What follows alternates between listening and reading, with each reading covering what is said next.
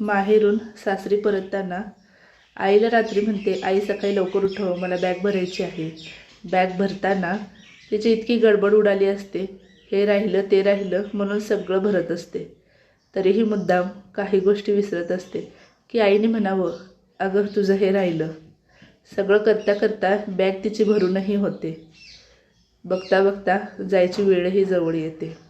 वडील म्हणतात, पोरी हे घे पैसे. नको म्हणलं तरी म्हणतात, असू दे तुझ्याकडे, कधी तर कमी जास्तीला तुला उपयोगी येतात. आईचे डोळे पाण्याने भरलेले असतात. मुलगी आईला म्हणते, आता कधी परत येईन माहिती नाही. आई म्हणते, सांभाळून जा, काळजी घे. सासू सासरे तुझ्या आईवडिलांसारखेच असतात. खरंच असतात का? कितीही केलं तर आईवडिलांची जागा कोणीच घेऊ शकत नाही. पटतंय ना?